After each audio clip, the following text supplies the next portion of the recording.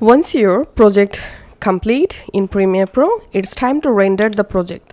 To do that, go to File and hover over on Export and click on Media, or you can just press Ctrl+M to open this export window.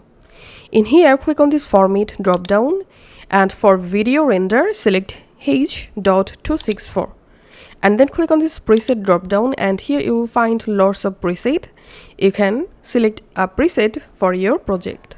You can select high quality from 480p to 2160p, and here you can render your project for YouTube, Vimeo, Twitter, mobile, high quality, Facebook. So in my case, I'm selecting here match source high bitrate, and then if you want to select a render location, click here, and from your computer select the location, and you can also rename your project from here. Click on save. Now under video, here you get these width, height and aspect ratio. If you want to change any of them, just uncheck this option, and then you will be able to easily change your frame rate from here.